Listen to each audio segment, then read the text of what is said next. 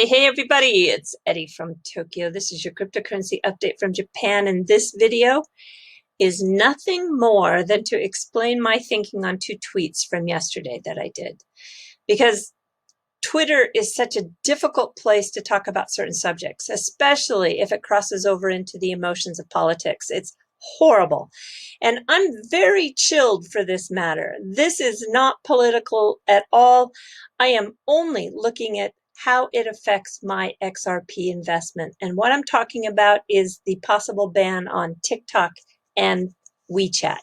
Now, for XRP holders, I keep repeating and I keep emphasizing, you must not be a frog in the well. And what I mean by that is, if you're listening only to people who pump you with good news or spin the news to make you think that everything runs on Ripple, if this video can do anything, I want it to help you understand that there are a lot of big players in this payment space, and a lot of them are very strong in the power of numbers. So let me just show you my tweet, because the response was very much varied. So TikTok ban only takes the US out of the global payments race for the market share, since TikTok is launching their own cross-border remittances, and US, with just its 328 million in population versus the 7.4 billion in the world, come on, we need a smarter strategy than this. What I'm saying is that the United States is incredibly competitive, innovative, and talented, and bans don't work. They really, really don't work. Case in point, I want to show you that this is an article from the Mainichi Daily. This is a major daily in Japan since 1922, and the article points out that TikTok is no more intrusive than the data that's harvested by Facebook and Google. What we really are talking about is privacy here. So if they are just thinking about a goal of trying to get teenagers to stop using TikTok, and I don't think that's the goal. The goal, I think, is trying to put this executive order in the name of national security. But you know, every teenager knows how to use a VPN, as this article says, and a virtual private network. You can pretend like you're in Canada. It's not difficult. And the same goes for those in China. If you want to access Netflix, Facebook, Google, millions of people do so in China through VPNs. Here's an article that has the very best VPNs as of August 20th, 20 for China. And there's lots of articles and lots of blogs using VPNs. Now, it's not just TikTok that I'm talking about. I'm also talking about Wechat. How does that affect my XRP investment should that ban go through? Yeah, we all know that on the human side, it's going to cut off millions of users in the US who use it as a link to communicate with their families in China.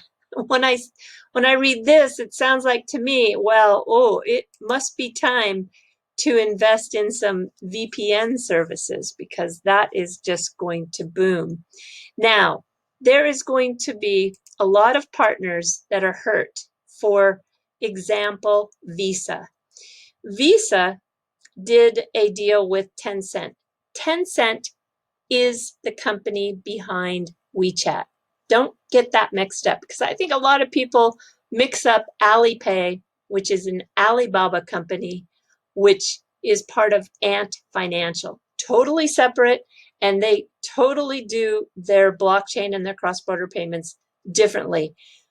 Tencent is very collaborative, and they did this collaboration with Visa, and they have done many outside of China. So just remember, Tencent is Wechat. And in fact, they have done a big partnership with a partner of Ripple and an investor of Ripple. This is back in August 2017. Tencent cooperated with Standard Chartered. They were the first global bank in enabling Wechat. So this is going to definitely have impact on the Ripple partner, and also one that uses RippleNet. So I think that, well, Alipay and WeChat combined, they absolutely dominate the world in payments. Dominate. The two are the largest. And they're an oligopoly. That is the term that Mr. Stu Alderati used in his article on August 6th. He is the senior counsel at Ripple. And when I'm talking about dominating, Alipay has 54% of the user market share in that payment sector in China. Tencent has 39.5% for WeChat. And the mobile payments in China, it is an $8.16 trillion market. And if we take out for the cross borders, how big is that cross-border payment? We can see here that combined, Alipay and WeChat on their cross-border daily transactions amount to between 500 and 600 million renminbi. And Alipay is doing a little bit more than WeChat, about 1.5 times more. So we can calculate that WeChat's total would be about 25 million US dollars a day, or just under $1 billion a month. So that's 9 billion annually. That's a pretty good chunk of change. And I want to remind you that TikTok is just about to launch their cross-border service. And to completely get out of that market is just a little bit not good for business. TikTok has 800 million users. Again, I'm just solely looking at the business aspect. And when we look at the WeChat users, it's 1.2 billion. So of course, this ban is not good for business. And a lot of you are going to say, oh, Eddie, it's national security. Well, okay, if you are talking security, then you're talking about privacy, right? I'm sure a lot of you watching this video use Facebook, Google, or Amazon. All of your data is being harvested. I think that's really the larger issue here is privacy. I don't think we've solved the privacy issue in and around the globe, in any country. So I want to talk about the other gorilla in the room, and this is Alipay. I had said that there is no way that they would ever use XRP. Now remember, Alipay is under Ant Financial, which is an Alibaba company. And I know many people say never, ever say never. I agree. So, okay, I'll keep a crack in the window open for you. But I want to just explain why I said that. In June 2018, Ant Financial built their own blockchain-based cross-border channel between Hong Kong and the Philippines. Don't forget that channel, Hong Kong, Philippines, because it comes up in a little bit ahead in this video. They also opened a second channel up this year in Malaysia and Pakistan. Their blockchain is a private blockchain. It runs on the Alibaba cloud. And keeping it private, they do customize it as a service for their customers or for their partners. That's their model. It's a proprietary platform.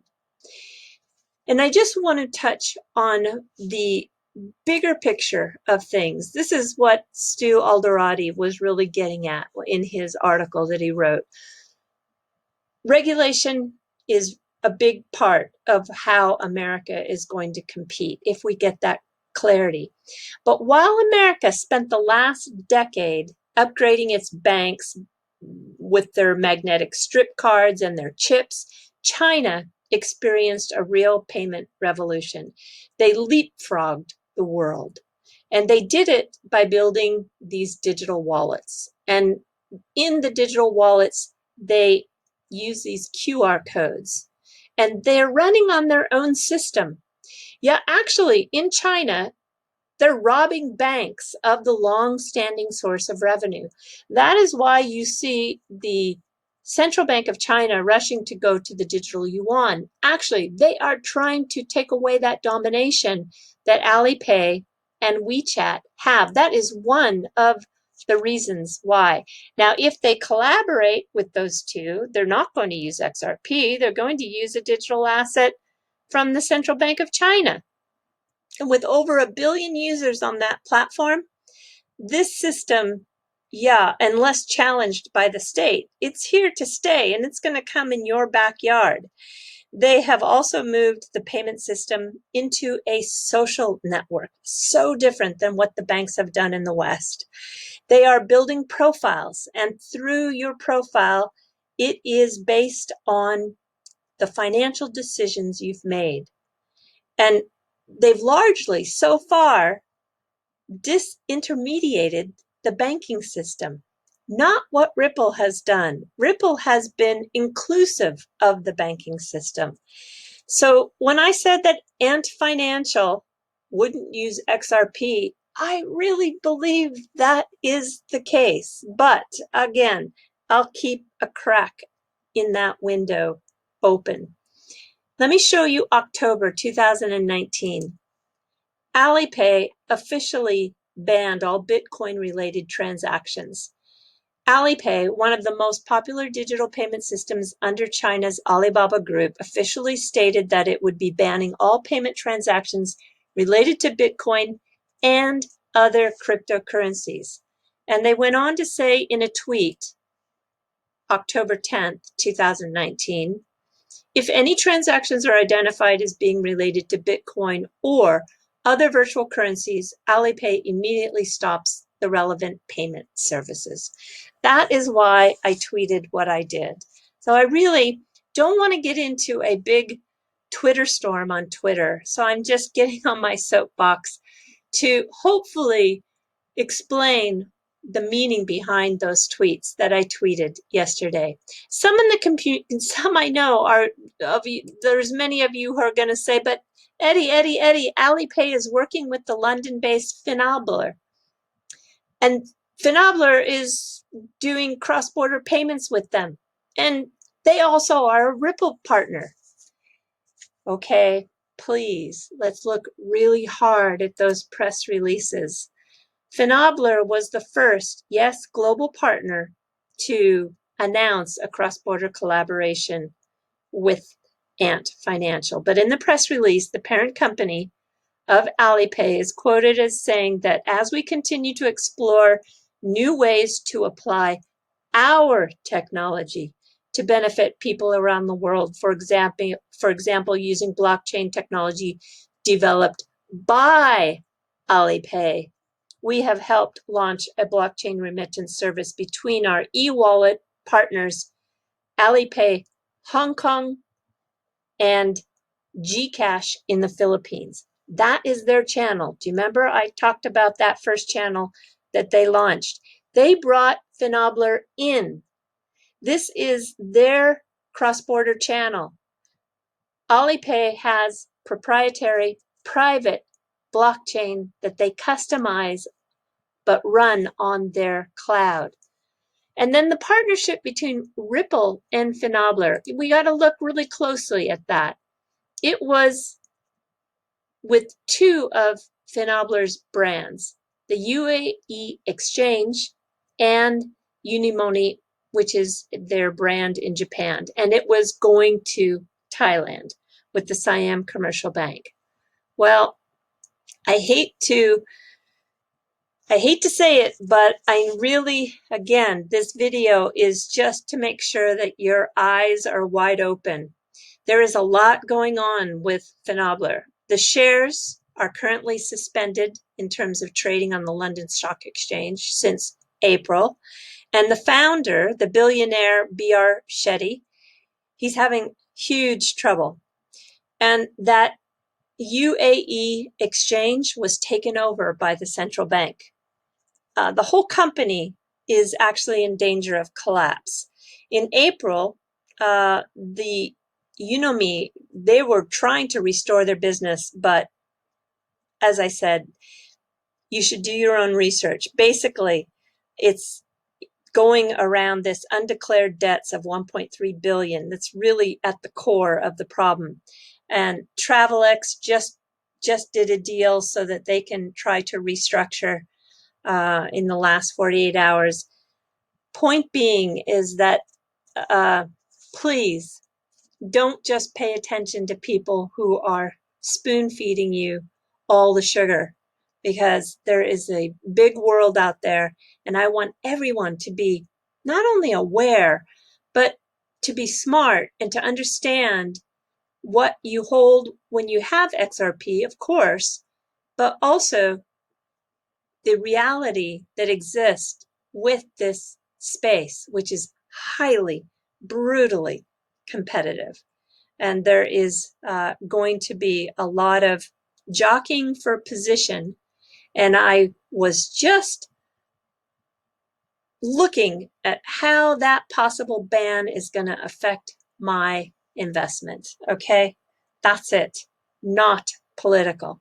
And I totally understand everybody's point of view, but I just felt I needed to get on my soapbox for a bit. Okay, let's get to some good news. Well, Korea, one of the major banks in Korea, is going to actually custody virtual currency. This is really good news. I am happy to see that a lot of banks are going to get into this business. And also, Barry Silbert, he tweeted out that Grayscale is going to start a national ad campaign. It's going to kick off next week, which will be on TV. It'll air on CNBC, MSNBC, Fox, and Fox Business. And they're going to bring crypto to the masses. I'm happy. But please, Barry, don't do like you just did in your webinar to educate the financial advisors and only talk about Bitcoin. That is not what you should be doing. This is an entire ecosystem that needs to be built up. And please, I don't want to see a BTC Maxi ad.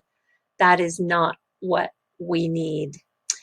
And they aren't the first to promote. I just wanted to show you this picture. These guys, I'll tell you, this is the Winklevoss twins, and they were running around in a bus in New York City in January with Crypto Without Chaos, promoting their Gemini platform.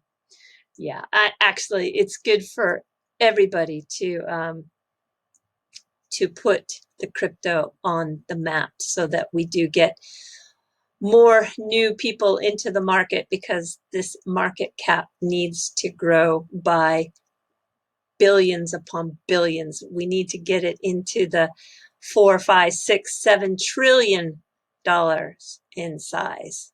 All right, everybody, let's jump to some fluff.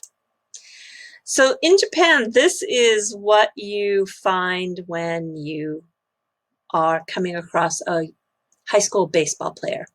So for years and years and years, the baseball players have done this buzz cut.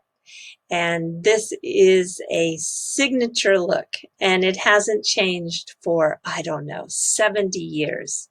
But yeah, everything does eventually come to an end. And what we see is that there is a high school in Ehime Prefecture that is going to allow the baseball players to come to the game, which there's a big game starting on Monday, big tournament. They have scaled it back. It's called Koshian. They've scaled it back to just 6 days, and it's going to be a friendly. So it's not going to be a real tournament. But every summer there is the high school games that get a higher rating than professional baseball. It's so exciting. And the boys from Ehime are going to be coming with a different hairstyle this year. The first time, I think, ever.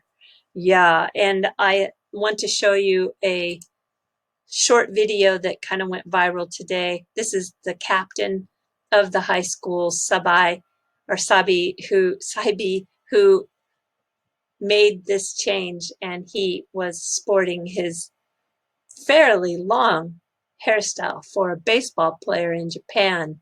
That is something different. All right, everybody. Well, let me just show you one more thing. So they're going to give these kids a chance to get to the Koshien field, which is very, very famous, and that's good. Even though they're going to do a friendly, it's going to be shortened down to 6 days. At least they have a chance. But the one thing they're not going to be able to do is collect the dirt. This has been a tradition that once you're in the game, in the tournament, and if you lose, then it's your turn to take some of the field dirt home with you. But this year, they're not allowing that. So I'm happy they get to have some sort of game on the field, but I'm sad to learn that they're not going to let them take the dirt home. All right, everybody, do take care. Sayonara for now. Bye-bye.